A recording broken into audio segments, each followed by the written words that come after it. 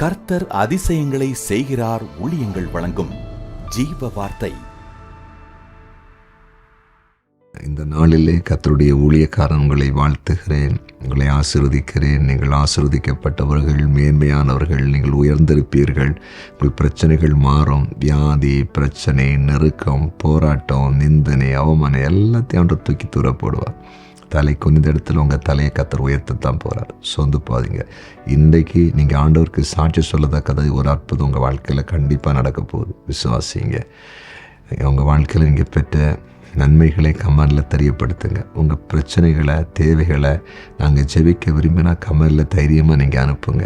தினமும் அந்த கமெண்ட் அடியும் செக் பண்ணி உங்களுக்காக ஜெபித்து வருகிறேன். ஏசப்பா அற்புதம் செய்வார். இன்றைய ஜீவார்த்தைக்கான வசனம் சங்கீதம் 9:9. சிறுமைப்பட்டவனுக்கு கர்த்தர் அடைக்கலமானவர், நெருக்கப்படுகிற காலங்களில் அவரே தஞ்சமானவர். நெருக்கப்படுகிற காலங்களில் அவரே தஞ்சமானவர்.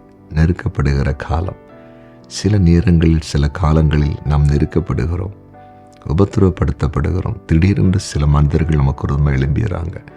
பிசாசு சில நேரத்தில் கட்சிக்கிற சிங்கத்தை போல் எழும்பிகிறார். சில நெருக்கடிகளை சாத்தான் கொண்டு வருகிறார். மனிதர்கள் கொண்டு வருகிறார்கள். வேலை செய்கிற இடத்திலே கொண்டு வருகிறாங்க, நம்ம வாழுகிற இடத்திலே கொண்டு வராங்க, ஊழியம் செய்கிற இடத்திலே கொண்டு வருகிறார்கள், படிக்கிற இடத்திலே கொண்டு வருகிறார்கள். அப்போ நம்ம கலங்குறோம். திடீர்னு ஒரு தாக்குதல் வரும்போது நம்மளால் நிற்க முடியாது. ஆனால் இந்த வசனத்தில் ஆண்டவர் சொல்லியிருக்கிறார் சங்கீதக்காரன் மூலமாக, அந்த நெருக்கப்படுகிற காலம் ஒன்று இருக்குதுல்ல, நம்மை கஷ்டப்படுத்துகிற காலம் ஒன்று இருக்குல்ல, அப்போ தேவன் நமக்கு தஞ்சமாக இருப்பாராம், பாதுகாப்பு கொடுக்குறவராக இருப்பார், அரவணைக்கிறவராக இருப்பார், நமக்காய் பரிந்து பேசுகிறவராக இருப்பார், நமக்காய் யுத்தம் செய்கிறவராக இருப்பார். ஆனால் நம்ம நினைக்கிறோம், சில நேரத்தில் ஒரு கஷ்டம் வந்தோடனே கர்த்தரை குறை சொல்கிறோம், அவர் விட்டு விலகிறோம், சபை விட்டு விலகிறோம். விலகவே கூடாது. கர்த்தருடைய பிள்ளைகள் ஒரு காரியத்தை நன்றாக புரிந்து கொள்ளணும்.